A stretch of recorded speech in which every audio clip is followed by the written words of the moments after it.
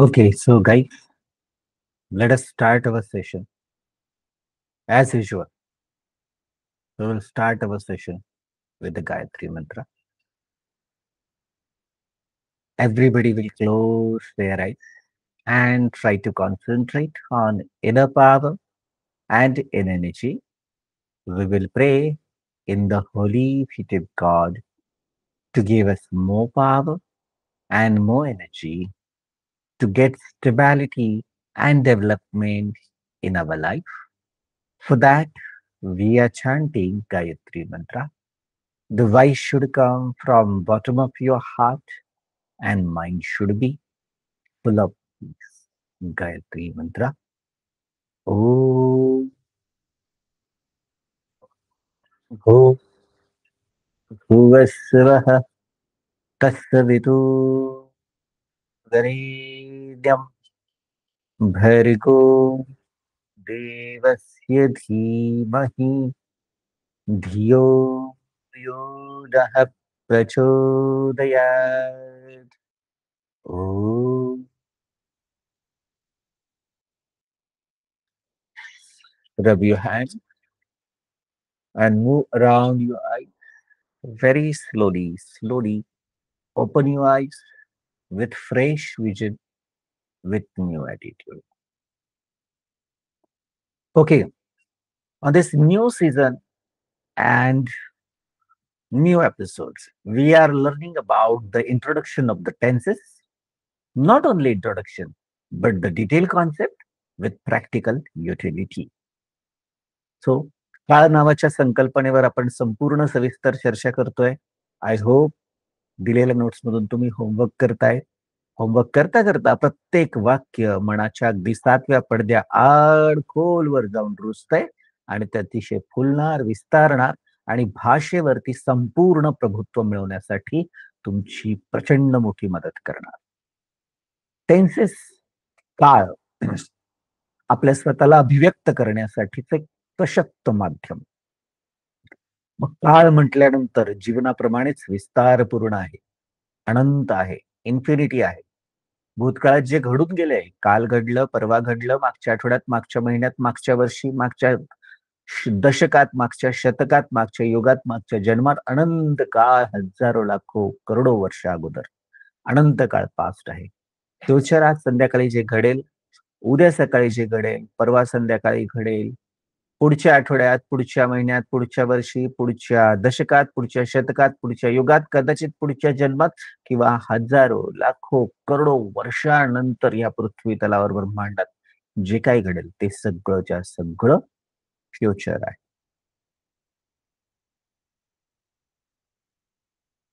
आणि प्रेझेंट म्हटल्यानंतर ह्या युगात, या जन्मात, या शतकात, या दशकात, या वर्षी, या महिन्यात, या आजच्या, या आठवड्यात, या आजच्या दिवशी, या तासात, या मिनिटात, या सेकंदात, या क्षणात जे काही आहे, जे काही घडतंय ते सगळं प्रेझेंट. पास्ट, प्रेझेंट, फ्युचरच्या व्यतिरिक्त आपल्याला उपप्रकार पाहावे लागतात, तर भाषेचा प्रभाव अधिक विस्तारपूर्ण, सखोल, अर्थपूर्ण संवाद चालायला मोठी मदत होऊ शकते.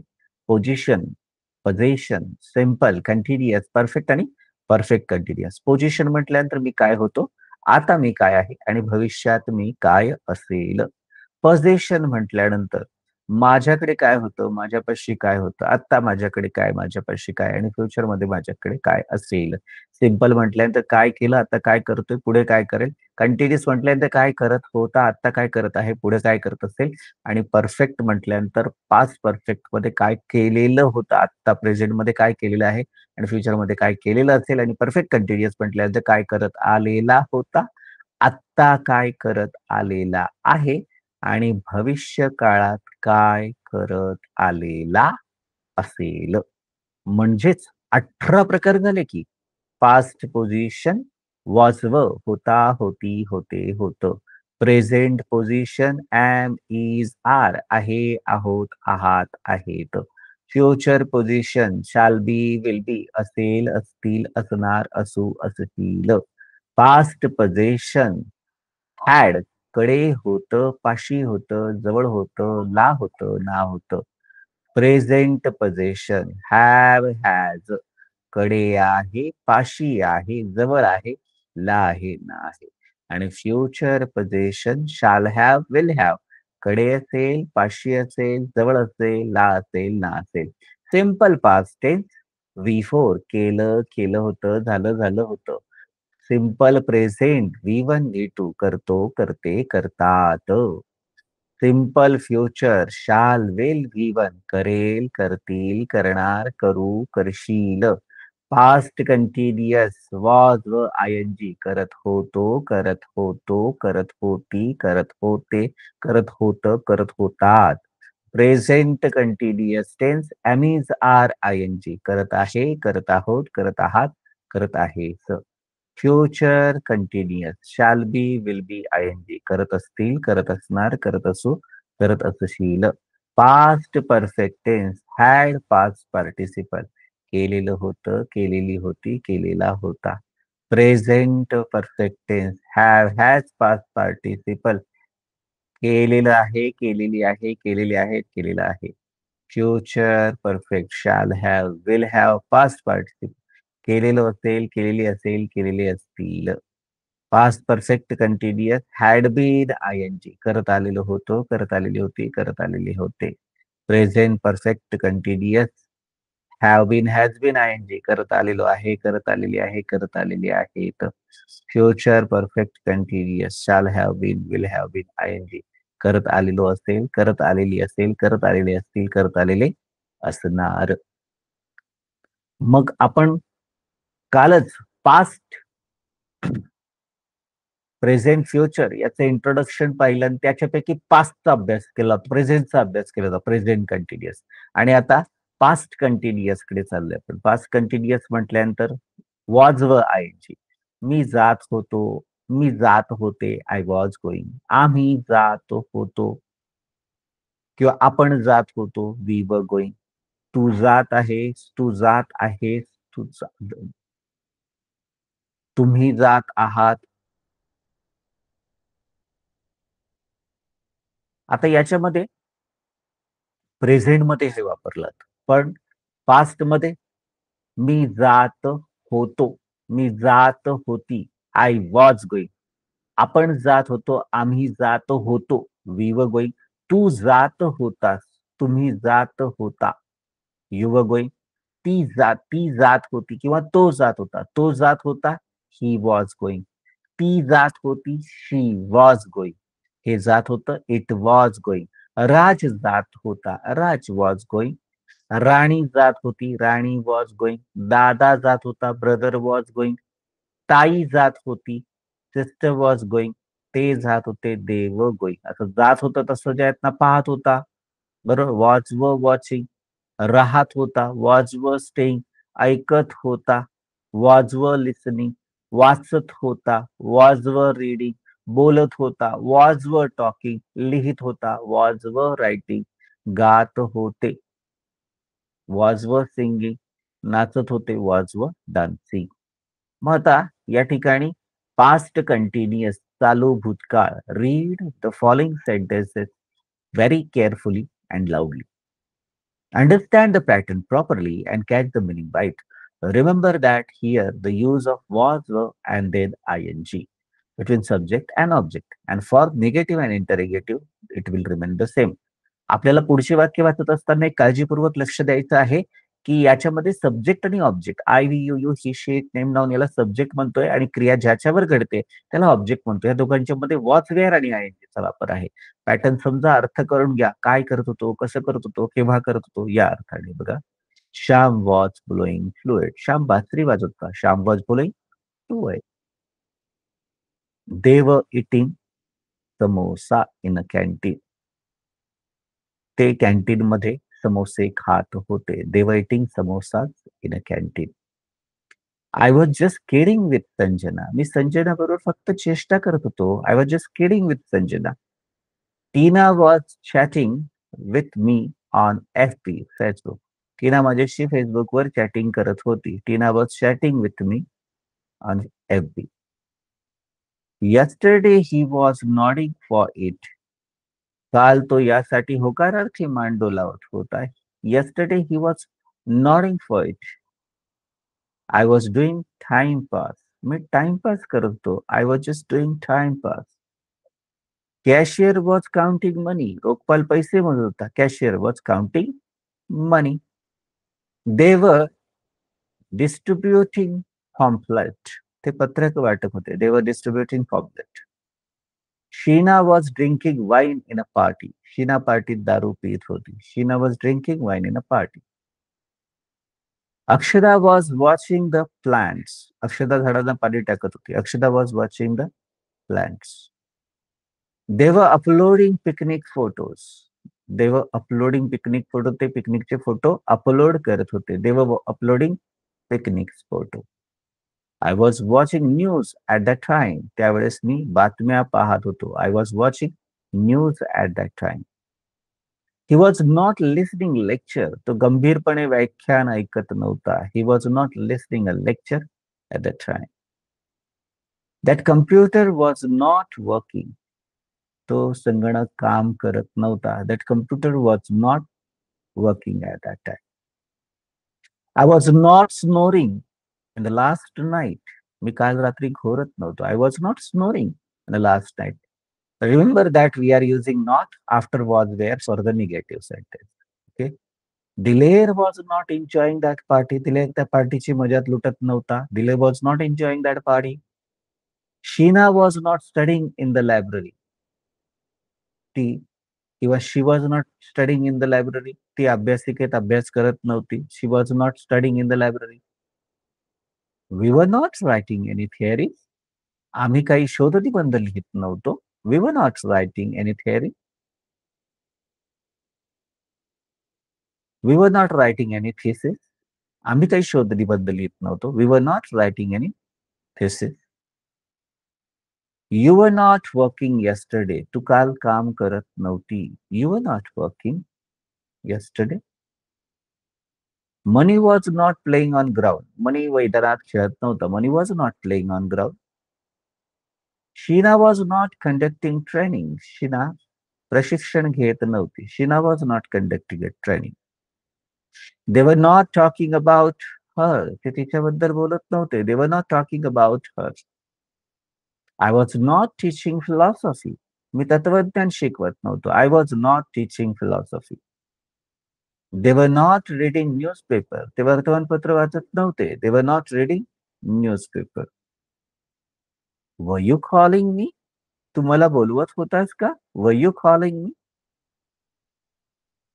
Was I jumping like a small child? मी लहान मुलासारखा उड्या मारत होतो का? Was I jumping like a small child? See, we are using was where at the starting, at the beginning of a sentence. So it is yes no type when answer is expected in yes or no. Was I jumping like a small child? No, no, no. You were not jumping like a small child. It is perfectly natural. Happiness will make you to do that. Was she teasing to Karan Malhotra? ती करण मल्होत्राला चिडवत होती का? Was she teasing to Karan Malhotra? Were those people beating him? ते लोक त्याला मारत होते का? Were those people beating him? Was Megha giving presentation? Megha presentation देत होती का? Was Megha giving presentation? Was Ramu taking breakfast? Ramu नाश्ता करत होता का? Was Ramu taking breakfast? Was he staying in Agra in 1995? तो 1995 मध्ये आग्र्याला राहत होता का? Was he staying in Agra in 1995? Was she practicing of volleyball? ती व्हॉलीबॉलचा सराव करत होती का? Was she practicing of volleyball? Was student dancing in a classroom? विद्यार्थी वर्गात नाचत होते का? Was student dancing in a classroom? Was doctor checking to the patient? Doctor रुग्णांना तपासत होते का? Was doctor checking to the patient? Was Ratna cooking in a kitchen? Ratna kitchen मध्ये स्वयंपाक करत होती का? Was Ratna cooking in a kitchen? Was she depositing money in a bank? ती बँकेत पैसे जमा करत होती का? Was she depositing money in a bank? Who was crying in the bedroom. Bedroom मध्ये कोण रडत होतं? Who was crying in a bedroom? Now, yes, no type, the pattern will remain same. Just start your sentence with WH proper word. Why was monkey scratching its leg, its back? माकड त्याची पाठ का खाजवत होतं? Why was monkey scratching its leg? When was he calling me? तो मला केव्हा call करत होता? When was he calling me? Where were you going at that day? त्या दिवशी तू कुठे जात होता? Where were you going at that day? Why were dogs barking? कुत्रे का भुंकत होती? Why were dogs barking? Who was performing better? कोण उत्कृष्ट सादरीकरण करत होतं? Who was performing better? On what post were you working then? तेव्हा तू कोणत्या पदावर काम करत होता? On what post were you working then? Which project were you discussing? तुम्ही कोणत्या प्रोजेक्टची किंवा प्रकल्पाची चर्चा करत होतात? Which project were you discussing? Who was abusing in the office? Office मध्ये शिव्या कोण देत होतं? Who was abusing in the office? Why were you scaring? तू घाबरत का होता? Why were you scaring? What were police asking about him? Police त्याच्याबद्दल काय विचार होते? What were police asking about him? With whom was he speaking now? आता ती कुणाबरोबर बोलत होती? With whom was she speaking? आता तो कोणाबरोबर बोलत होता? जर वाक्यामध्ये शी असेल, with whom was she speaking with? मग हीला साठी तो आणि जर who was with whom was he speaking, आता तो कुणाशी बोलत होता? सो सब्जेक्ट वॉज व आयएनजी अँड ऑब्जेक्ट हे सूत्र अफर्मेटिव्ह साठी वापरलात. निगेटिव्ह वाक्य तयार करायचे असतील तर सिम्पली वॉज वेअरच्या नंतर नॉटचा वापर करायचा आणि जर येस नो टाईप करायचं असेल तर वॉज वेअर फक्त सुरुवातीला ठेवायचं, बाकी सगळं स्ट्रक्चर सब्जेक्ट आयएनजी फॉर्म आणि ऑब्जेक्ट तसंच राहील. आणि येस नो टाईपची वाक्य कॉपी पेस्ट करायची आणि WH च्या वाक्याने व्यवस्थित सुरुवात करायची. झालं की काम? बरं. मग पास्ट कंटिन्युअस टेन्स ज्याला आपण चालू भूतकाळ म्हणतोय, त्याचं सूत्र लक्षात आलं असेल तुमच्या. वॉज वेअर आयएनजी आणि ऑब्जेक्ट. वॉज कुठे वापरायचा, वेअर कुठे वापरायचा याचा सराव झालाय. I was, we were, you were, he was, she was, it was, name was, noun was आणि देव. आणि आयएनजी कॉमन सगळ्यांसाठी वापरला तर त्यावेळेस ती घटना घडत होती, त्यावेळेस ती क्रिया चालू होती या अर्थाने येईल. मग भूतकाळातील एखाद्या विशिष्ट वेळी कृती वा क्रिया चालू होती म्हणजेच ती कृती चालू झालेली होती पण पूर्ण झालेली नव्हती, म्हणजेच कुठेतरी मध्यंतरी होती ती क्रिया.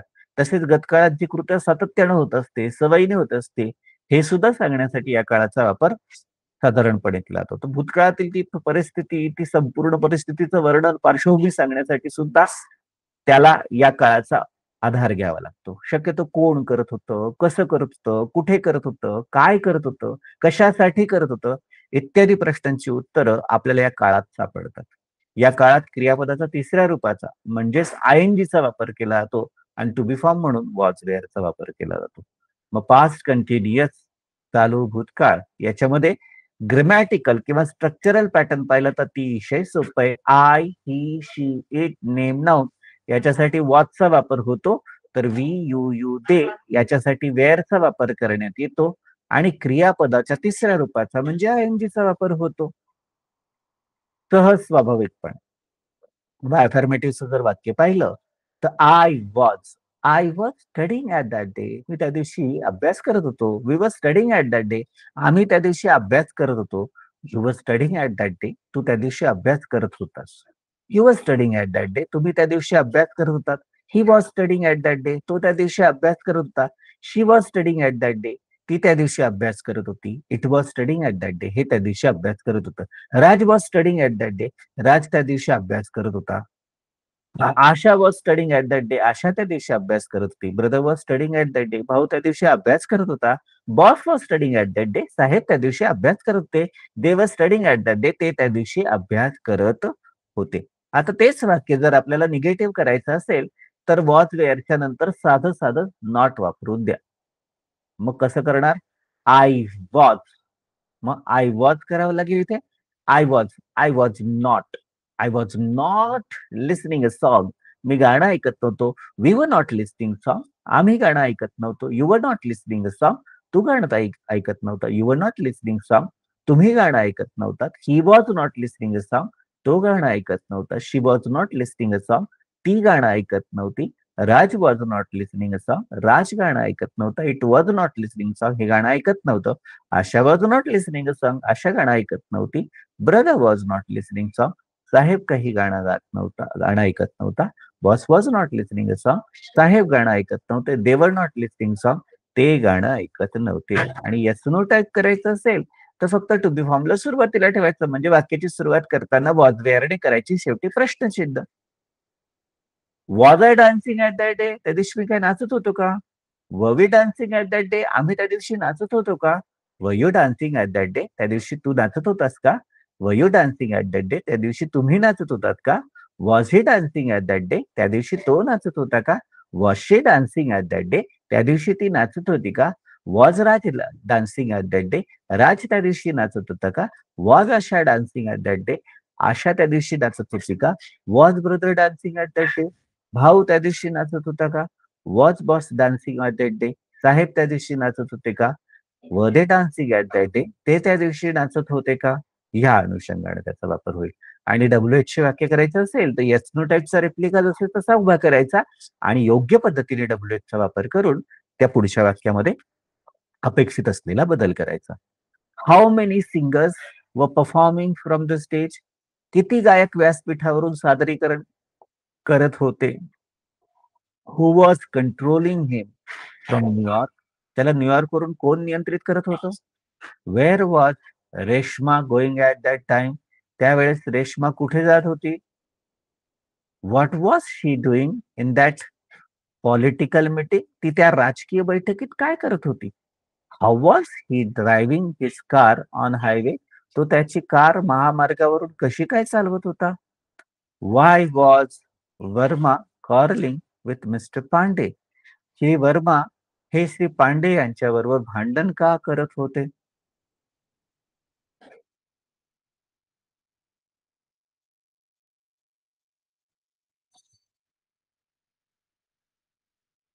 माऊ मल्टी युटिलिटी. आता पाच कंटिन्युअसचा वापर वेगवेगळ्या सिच्युएशन मध्ये वेगवेगळं इंटेन्शन ठेवून त्याचा अर्थ वेगवेगळ्या पद्धतीने रिफ्लेक्ट करण्यासाठी कसा करता येतो याच्यावर जरा सविस्तर पाहूया.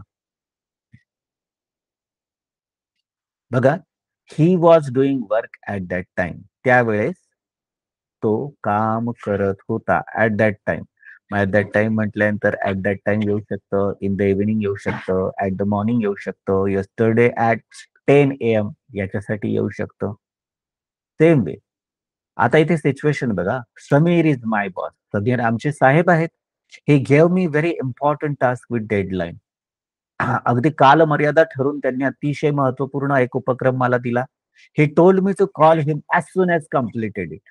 जसं माझं काम तो प्रोजेक्ट किंवा ते टास्क कंप्लीट झालं, की ताबडतोब मला कॉल कर.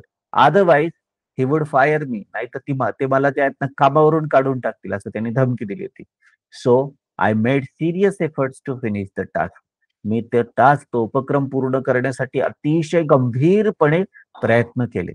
I called him but his assistant refuse to connect me to him.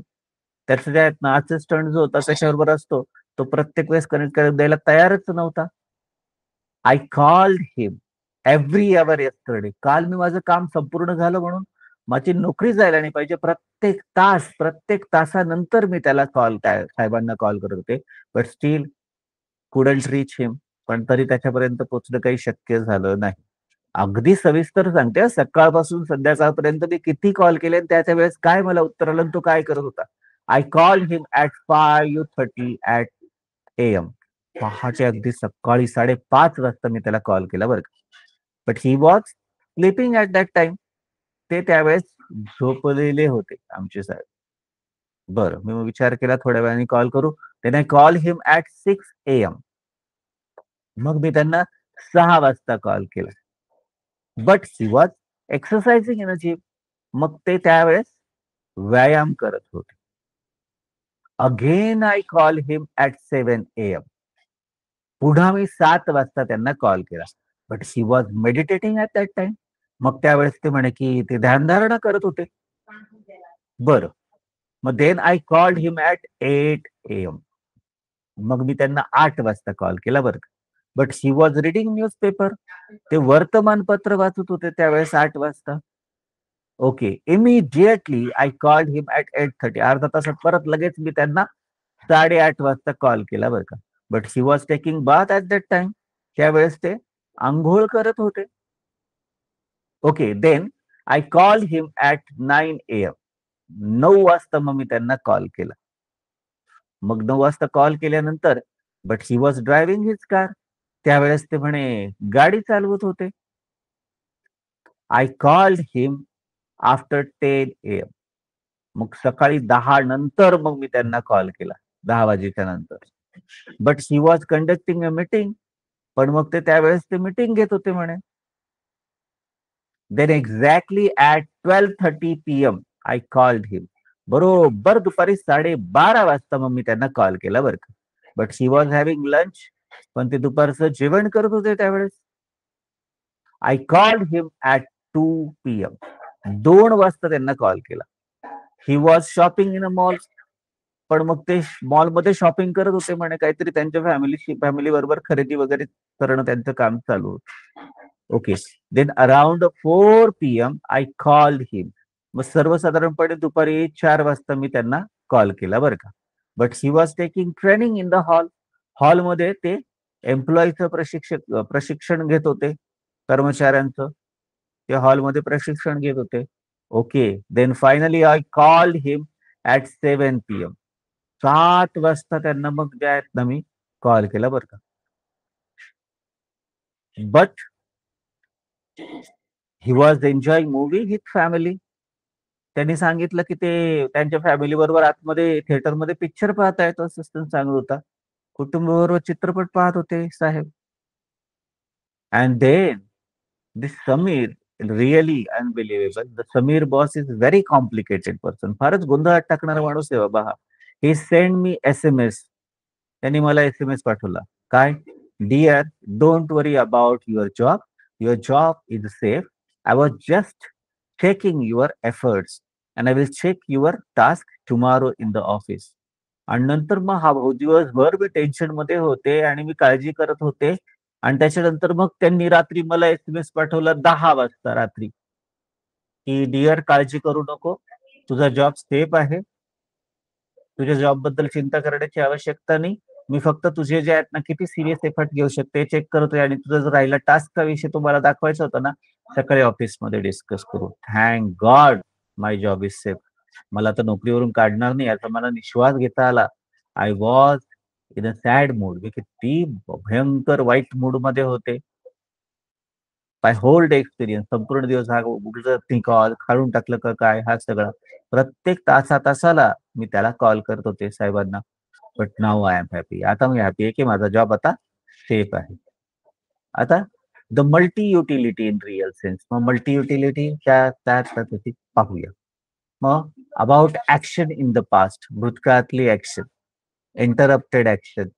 Background action. Simultaneous action. habitual action in the past, make the polite request, express a change of mind. Action was happening in the past. क्रिया व कृती भूतकाळात घडत होती हे सांगण्यासाठी. Action was happening in the past. My action was happening in the particular time in the past and then you can mention it with the help of present continuous tense. एका विशिष्ट वेळेला क्रिया घडत होती आणि या स्थितीला अभिव्यक्त करताना चालू भूतकाळाचा वापर होतो. मग जसं sentence of action was happening in the past. Deepa was cooking lunch at 9 AM. Deepa सकाळी 9 वाजता जेवण बनवत होती किंवा स्वयंपाक करत होती. जेव्हा watching horror movie last night. काल रात्री ते भयानक चित्रपट पाहत होते. भीतीदायक चित्रपट पाहत होते. Some students were sleeping during the lecture. व्याख्यानाच्या दरम्यान काही विद्यार्थी अक्षरशः झोपत होते, झोपलेले होते. I was speaking with someone at that time. मी त्यावेळी कुणाशी तरी बोलत होतो. त्याचप्रमाणे इंटरप्टेड ऍक्शन, व्यत्यय आणणारी क्रिया. इंटरप्टेड ऍक्शन, व्यत्यय आणणारी क्रिया म्हणजे काय? This tense is use for the longer और continuous action that was being interrupted, while the past simple is used for the shorter interruption action. हा काळ अगदी व्यत्यय आणणाऱ्या दीर्घकाळ क्रियेसाठी वापरला जातो. मग साधा भूतकाळ व्यत्यय आणणाऱ्या अल्पकालीन क्रियेसाठी वापरला जातो. He was writing an article when the light went off. तो लेख लिहित होता जेव्हा लाईट गेली. We were playing video game when mother came. आम्ही व्हिडिओ गेम खेळत होतो जेव्हा आई आली तेव्हा घरी. Daddy was walking in a park Wien it started raining. पप्पा पार्क मध्ये चालत होते तेव्हा पाऊस सुरू झाला. दीदी was washing cloth when he the guest arrived. दीदी कपडे धुवत होती जेव्हा पाहुणे आले, किंवा जेव्हा पाहुणे आले तेव्हा ती कपडे धुत होती. द बॅकग्राऊंड ऍक्शन, पार्श्वभूमी सांगणारी क्रिया. To tell the background in detail, पार्श्वभूमी सविस्तर सांगण्यासाठी. Past continuous tense can be describe the setting और atmosphere around the main action. हा अपूर्ण भूतकाळ मुख्य क्रियेभोवती परिस्थिती किंवा वातावरणाचे वर्णन करण्यासाठी वापरला जाऊ शकतो. It was rainy evening. The wind was blowing very strongly, and the trees were shaking, and children were playing under the porch while their parents were watching from inside. A dog was barking at the thunder, and the light were flickering. Meanwhile, the grandpa was making a hot tea in a kitchen. It was rainy evening. ती पावसाळी संध्याकाळ होती. The wind was blowing very strongly. वारा जोरात वाहत होता. And the trees were shaking. आणि झाडं जी आहेत हालत होती. And children were playing under the porch while their parents were watching them from inside. मुले ओसरीमध्ये खाली खेळत होती. त्यांचे पालक आतून ते सगळं पाहत होते. The dog was barking in a thunder. एक कुत्रा भुंकत होता. म्हणजे त्या विजेचा कडकडाट गडगडात जात त्यात तो कुत्रा भुंकत होता. अँड द लाईट्स वर फ्लिकरिंग. लाईट फ्लिकर होत होते, लपलप लपत होते.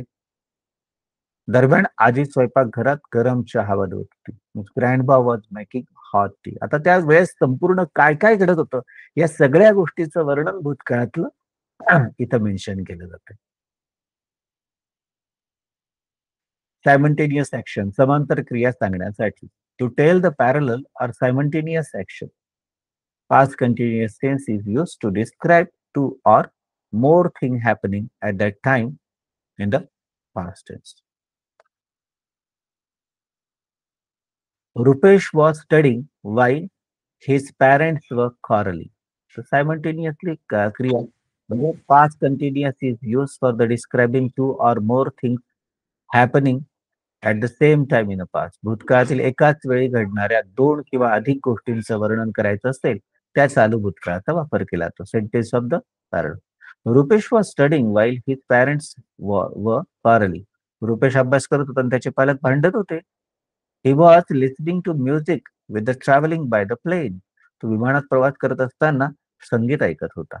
The dog was barking while we were sleeping.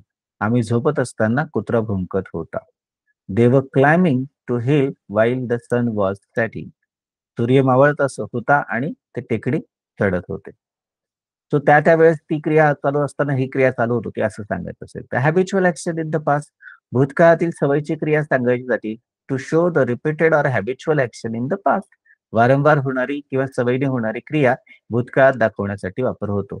This tense can be use with the word like always, consistently, continuously, to show the something was repeatedly irritating or happening habitually.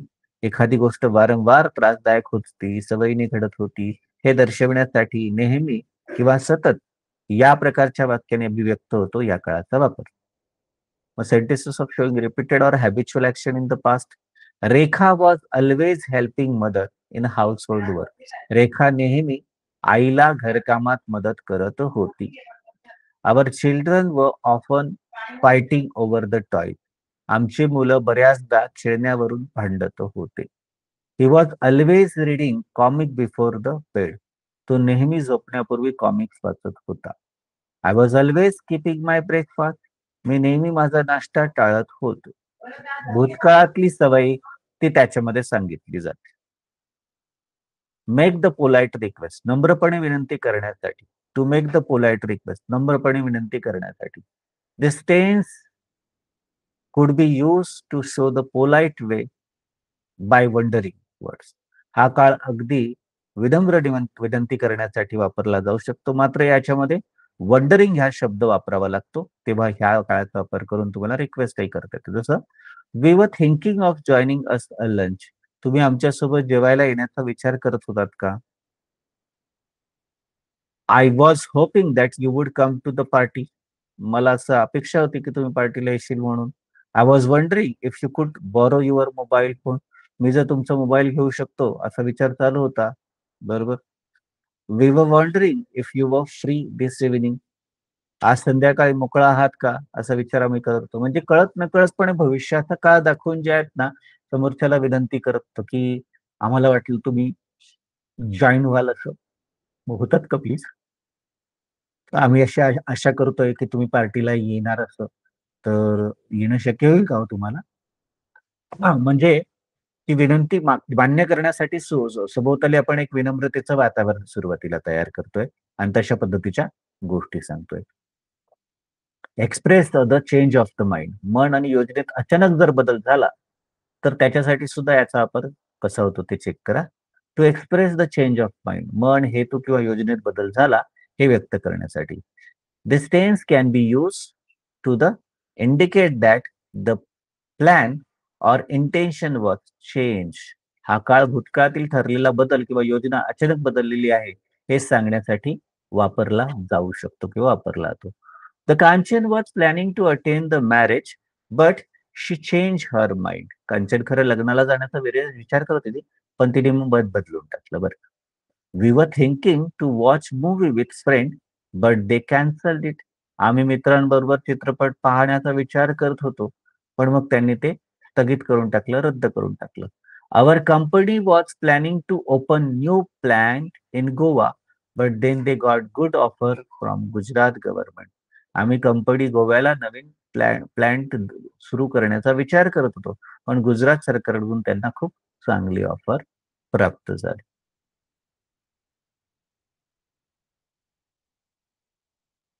मग affirmative, negative, yes no type, WH ची वाक्य कशी तयार करतात किंवा कशी तयार केली जातात याच्यावर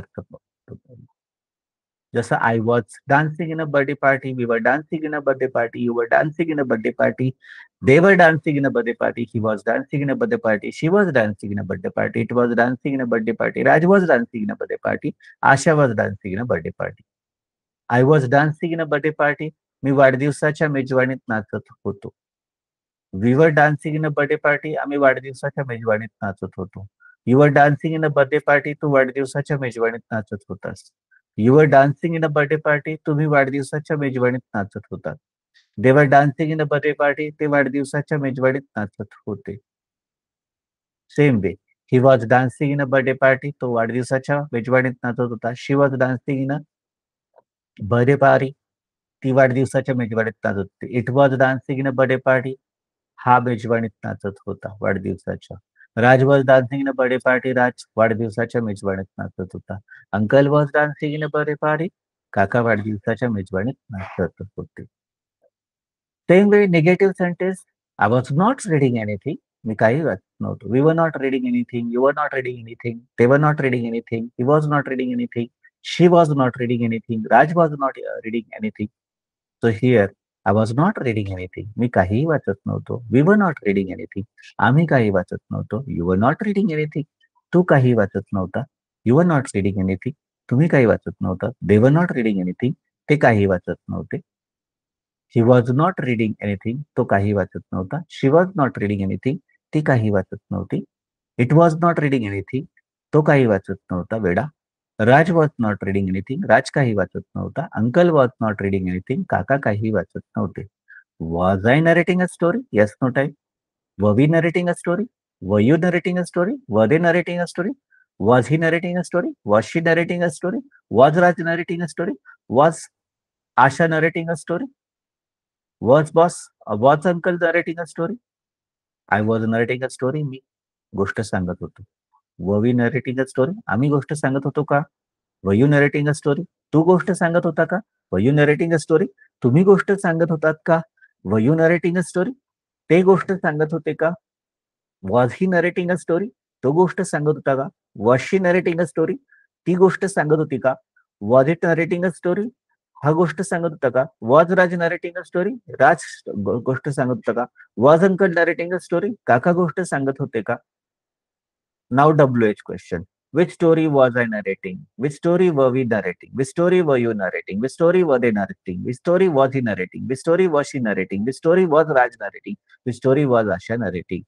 Which story was I narrating? कोणती गोष्ट मी सांगत होतो? Which story were we narrating? आम्ही कोणती गोष्ट सांगत होतो? Which story were you narrating? तू कोणती गोष्ट सांगत होता? Which story were you narrating? तुम्ही कोणती गोष्ट सांगत होता? Which story were they narrating? ते कोणती गोष्ट सांगत होते? Which story was he narrating तो कोणती गोष्ट सांगत होता which story was she narrating ती कोणती गोष्ट सांगत होती which story was it narrating ते कोणती गोष्ट सांगत होते which story was Raj narrating Raj कोणती गोष्ट सांगत होता which story was uncle narrating काका कोणती गोष्ट सांगत होते मग याच प्रकारची जे आहेत ना इतर उदाहरणं पाहण्याचा प्रयत्न करा father was receiving the guest वडील पाहुण्यांचे स्वागत करत होते सब्जेक्ट वॉज व आणि आयएनजी वापरला गेलेला आहे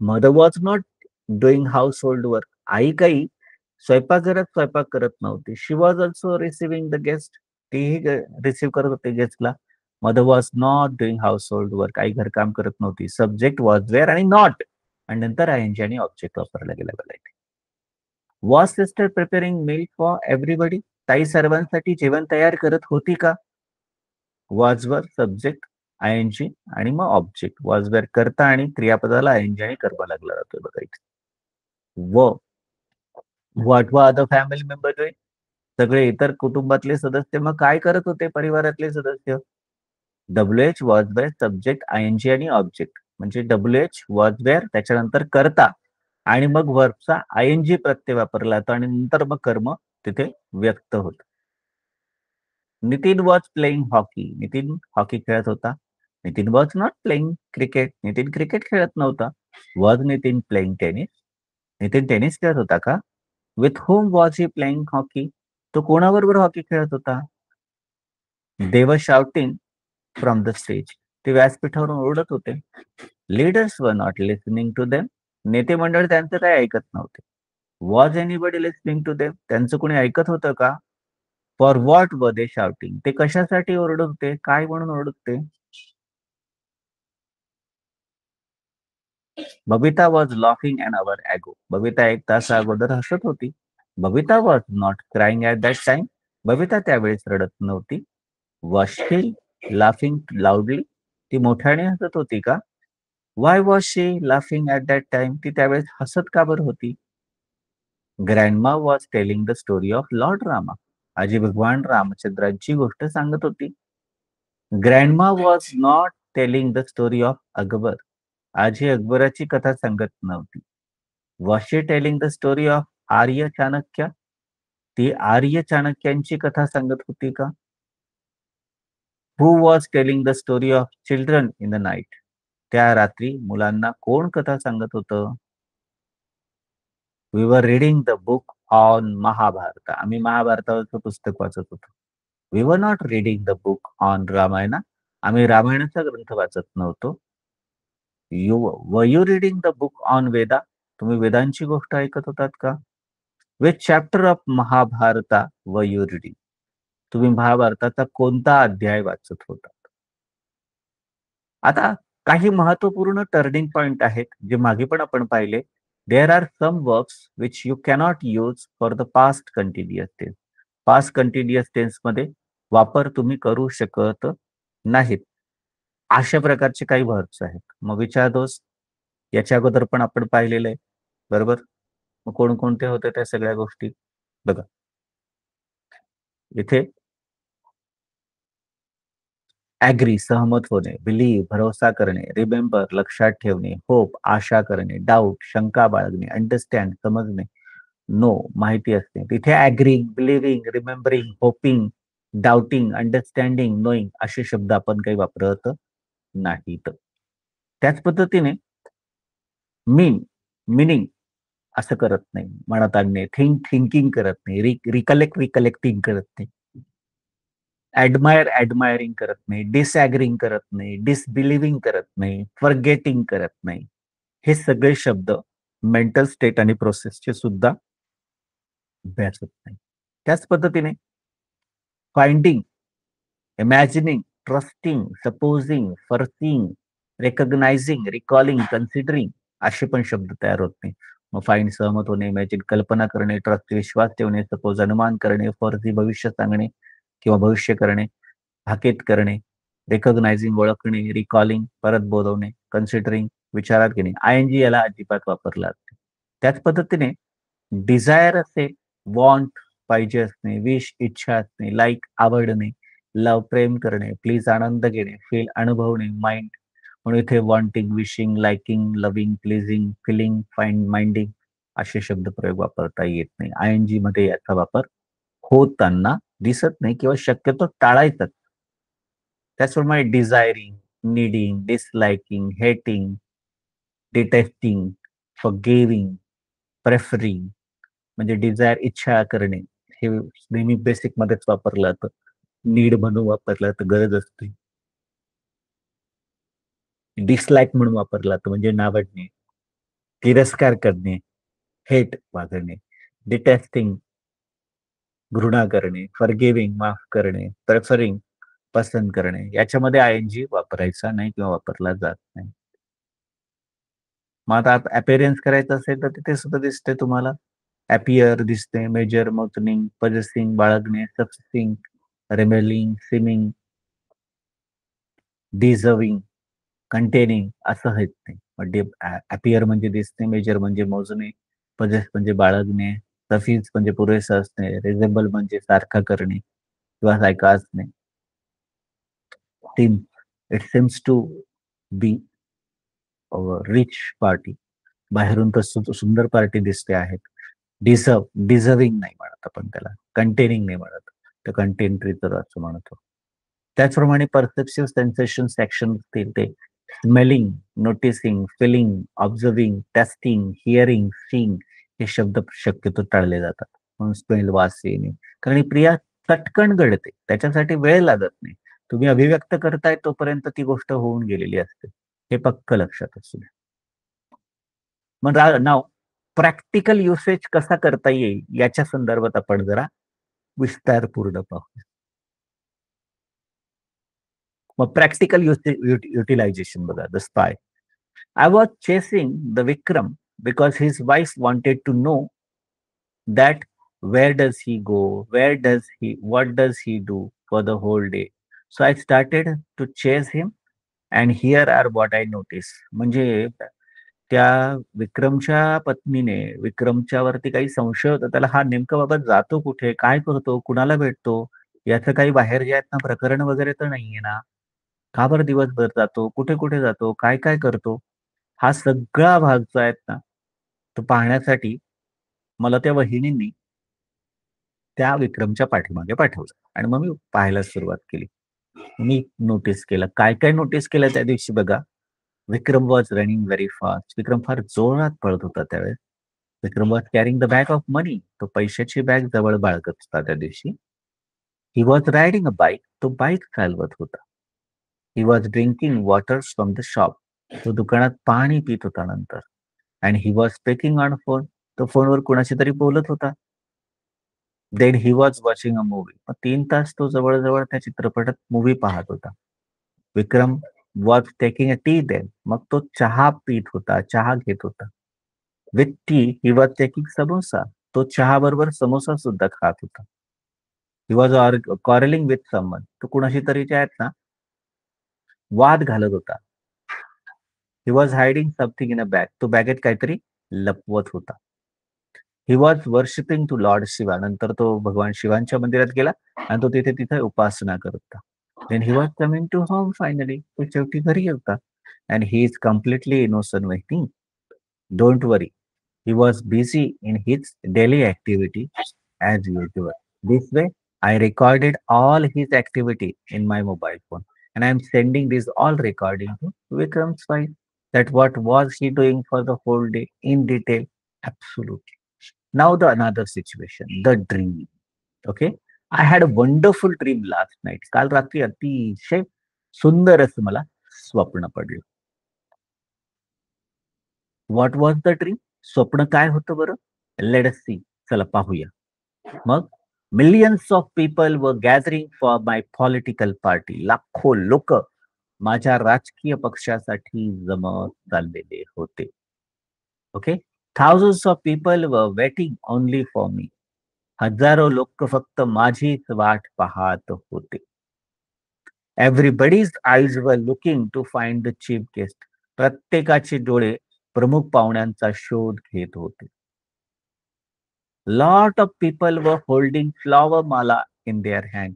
अनेक लोक त्यांच्या हातात फुलांच्या माळा पकडून होते. Many people were having bouquet for me. खूपशे लोक त्यांच्याकडे पुष्पगुच्छ धारण करत होते माझ्यासाठीच फक्त. Police were controlling to the crowd. Police जे आहेत त्या गर्दीला नियंत्रित करत होते. Some youth were shouting by my name. काही नवतरुण लोक जे आहेत ना, माझ्या नावाचा जयघोष करत होते किंवा माझ्या नावाने ओरडत होते. द फ्लॅग्स वर fighting in the air in the blue sky. निळ्या आकाशात हवेत झेंडे मस्तपैकी लहरत होते, फडकत होते, संघर्ष करत होते. The coordinator was giving instruction on mic from the stage. व्यासपीठावरून माईकवर समन्वयक सूचना देत होता. Senior member of party were sitting on the stage. व्यासपीठावर पक्षाचे ज्येष्ठ नेते विराजमान होत होते. The security commandos were sending messages from wireless. सुरक्षाकर्मी वायरलेस वरून संदेश पाठवत होते. The sun was shining in the sky. सूर्य आकाशात तळपत होता. One group was dancing and singing in the middle of the ground और सेंटर ऑफ द ग्राउंड. एक समूह मैदानाच्या मध्यभागी नाचत आणि गात होता. As I went on at the stage. जसा मी व्यासपीठावर गेलो, somebody stopped me. कुणीतरी मला थांबवलं. Had a hard slap on my cheek. माझ्या कानाखाली जोरदार वाजवलं. Do you know who was this? कोण होतं माहिती का ते? That was my mother. Yes, that was my mother who dare to do this. माझी आई होती ती हे सगळं केलं होतं. Sun had risen in the sky and my dream go. स्वप्न पाहत होतो ना मी. माझी आई जी आहे ती आली आणि तिने मला थोबाडीत मारून उठवली. आकाशात सूर्य उगवलेला होता आणि माझं स्वप्न काही बंद. I wanted to see the next dream. मला खरं माझ्या ड्रीमचा पुढचा एपिसोड पाहिजे होता. एवढं चांगली लाखो लोक जमत चालली होती.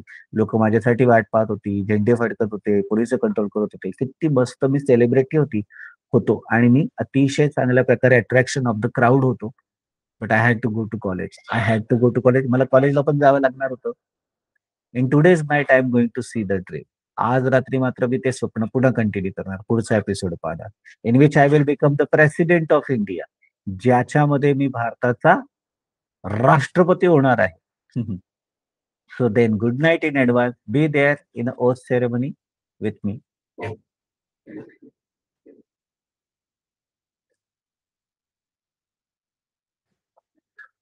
मग या ठिकाणी ते स्वप्नांचा भाग सांगत होता. When I enter in the ground everybody was trying to come at me. प्रत्येक जण माझ्याकडे येण्याचा प्रयत्न करत होता.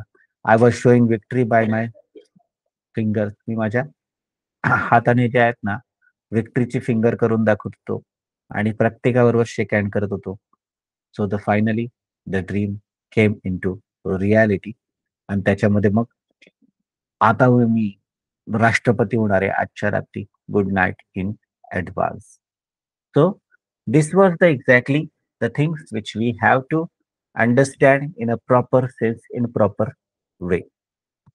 आता याच्यामध्ये लक्षात घेण्याजोगी गोष्ट ही आहे की पास्ट मध्ये जे काही घडत होतं, जसं काही सांगितलं जात होतं, त्या सगळ्या गोष्टी याच्यामध्ये एक्सप्लेन केल्या जात आहेत, समजावून सांगितल्या जात आहेत.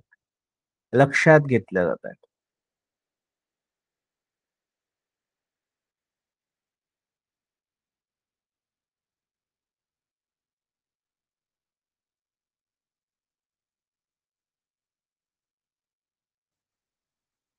सो बघा, होमवर्क जो दिलेला आहे त्याची स्टाईल पुन्हा एकदा एक्सप्लेन करतोय. तुम्हाला दिलेले 4 टेबल आहेत, बरोबर?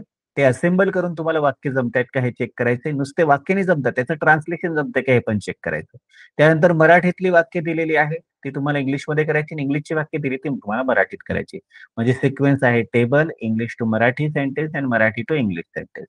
मग सुरुवातीला अफर्मेटिव्हचा टेबल घ्यायचा. अफर्मेटिव्हचा टेबल घेतल्यानंतर त्याच्यापासून 10 वाक्य तयार करायची. ही 10 वाक्य जे आहेत तयार केल्यानंतर प्रत्येक वाक्यामध्ये सब्जेक्ट, ऑब्जेक्ट, वर्ब बदलता येतोय का? तो प्रयत्न करा काटेकोरपणे आणि नंतर 10 वाक्य तयार झाल्यानंतर या 10 वाक्याचं मराठी ट्रान्सलेशन करायचं. अफर्मेटिव्ह झालं का निगेटिव्हच्या टेबलकडे वळायचं नाहीये लक्षात घ्या. त्याच्यानंतर इंग्लिशच्या वाक्यांकडे वळायचंय. इंग्लिशची वाक्य सगळी घ्यायची आहे आणि त्याचं मराठीमध्ये ट्रान्सलेशन करायचंय, भाषांतर करायचंय आणि सर्वात शेवटी मराठीचं वाक्य जे आहे ते इंग्लिशमध्ये करण्याचा प्रयत्न करायचा आहे. ते जमलं तर याचा अर्थ तुम्हाला तो टेन्स अगदी व्यवस्थित समजलेला आहे आणि बोलताना तुम्हाला आता अडचण येणार नाही, हे नक्की आहे. मग त्यातली सगळी वाक्य घ्यायची आणि हळू-हळू एक-एक वाक्य करून ते ट्रान्सलेट करण्याचा प्रयत्न करायचा आहे इंग्लिशमध्ये. मग आता निगेटिव्ह वाक्याकडे यायची. निगेटिव्ह वाक्याचं संपूर्ण टेबल घ्या. संपूर्ण टेबलमधून 10 वाक्य तयार करा. प्रत्येक वाक्यामध्ये आपण जे ठरलेलं आहे, सब्जेक्ट वेगळा असला पाहिजे, ऑब्जेक्ट वेगळा असला पाहिजे, शक्यतो व्हर्बही वेगळा असला पाहिजे. अशी 10 वाक्य लिहा आणि त्याचं मग मराठीमध्ये भाषांतर करा. 10 वाक्य झालं, की आपला मोर्चा वळवायचा निगेटिव्हच्या वाक्यांच्या इंग्लिशकडे. मग इंग्लिशचे वाक्य घ्या सगळे आणि ते इंग्लिशचे वाक्य मराठीमध्ये ट्रान्सलेट करा आणि नंतर मग पुढचं जे आहेत ना, मराठीतली सगळीच्या सगळी वाक्य घ्यायची. सगळी वाक्य इंग्लिशमध्ये करायची. हे जर जमलं, तर येस निगेटिव्ह सुद्धा तुम्ही डायजेस्ट केलेलं आहे असं समजायला हरकत नाही. त्याच पद्धतीने तुम्हाला पुढचा जो भाग दिसतो आहे येस नो टाइपचा टेबल. ते येस नो टाइपचा टेबलही संपूर्ण घ्यायचा आहे. ते असेंबली प्रोसेस व्यवस्थित करायची आहे. प्रत्येक सब्जेक्ट जो आहे तो व्यवस्थित निवडायचा आहे वेगवेगळा आणि ऑब्जेक्ट आणि व्हर्बही निवडायचा आहे. त्याच्यानंतर त्या मराठीतल्या 10 वाक्यांना ट्रान्सलेट करायचं आहे आणि नंतर मग आपला येस नो टाइपचा भाग इंग्लिशची वाक्य सगळी घ्यायची आणि ती मराठीमध्ये करायची आणि मग शेवटी सर्वात महत्त्वपूर्ण core area of the activity मराठीतली सगळी येस नो टाइपची वाक्य घ्यायची आणि ती इंग्लिशमध्ये करायची. मग अफर्मेटिव्हचं झालं, निगेटिव्हचं झालं, डब्ल्यू-एचचं झालं. तशाच पद्धतीने तुम्हाला डब्ल्यू-एचचं सुद्धा करायचं आहे. डब्ल्यू-एचचा टेबल घ्या. डब्ल्यू-एचचा वर्ड प्रत्येक ह्याच्यात वेगळा वापरला जाईल याची काळजी घ्या. त्या अनुषंगाने सेन्स वापरून तुम्हाला असेंबली प्रोसेस व्यवस्थित करायची आहे. 10 वाक्य त्याचं ट्रान्सलेशन करायचंय. नंतर इंग्लिशची वाक्य घ्यायची डब्ल्यू-एच टाइपची, ती मराठीमध्ये करायची आणि नंतर मराठीतली वाक्य घ्यायची, ती सगळी इंग्लिशमध्ये करायची. हा टास्क सोडवा आणि सोडवल्यानंतर त्याचं सोल्युशन की पण तुम्हाला प्राप्त होऊ शकेल. Okay. So do it sincerely, do it properly आणि नंतर मग त्या सगळ्या गोष्टीतून आपल्याला त्या गोष्टी प्राप्त करता येऊ शकेल. Okay. Got the idea clear?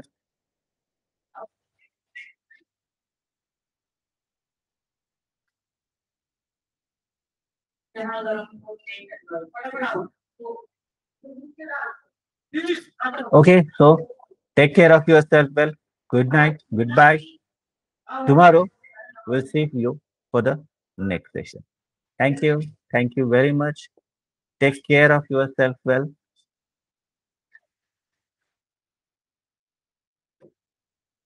Goodbye.